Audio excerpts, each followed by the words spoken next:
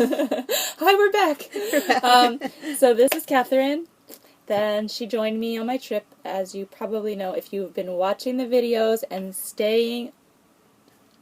What was I trying to say? Following my blog. Following my blog. Following my blog. Yes. Okay, so yesterday we got to go see Dave Ramsey, who is my hero in life. Well, one of them. And he has changed our lives by... I can't talk today. Financially. And so, anyway, we happened to meet a lady there. Her name was Kathy. And she happened to be from San Diego, and she happened to have left the same day as me, September 4th, to start her journey across the country. Hers was a little different. It was in a car. She had her dog, and I did not bring my dog. No. And she had her dog, and she was traveling across country because unfortunately her mom had died, and she was spreading her ashes, but don't tell anybody because you're not allowed to do that. So we're not going to say where she spread the ashes. But anyway, so Catherine got to talk to her, and I got to talk to her, but Catherine more than me. And so I'm going to let Catherine tell you how that went. So Kathy, she said she had just taken early retirement. She had been a parole officer, so she worked for law enforcement. And she said that she really worked with homeless and mentally ill. And she's a lady who is an only child, never got married, but she said she has 2 engagement rings. Yeah, she got the rings. She got the rings. She kept the rings. Way to go, Kathy. Yay, good for you, girl. Sell them. So that's what Dave Ramsey would say. Yes. Sell the rings. Sell the rings.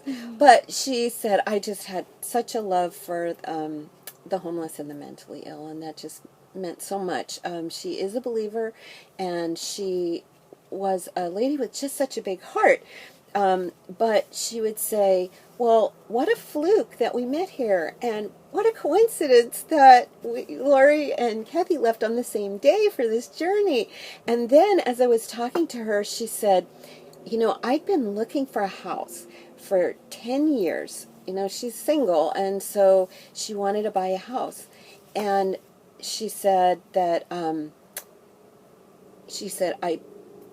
found a house, I bought a house, I retired, and my mom died all in April. And I said, well, how did you find the house? And she said, well, I just was online, and it popped up, and when I called, they said, how did you know about this? Okay, so it wasn't out there very long, but it popped up. She went to go see it.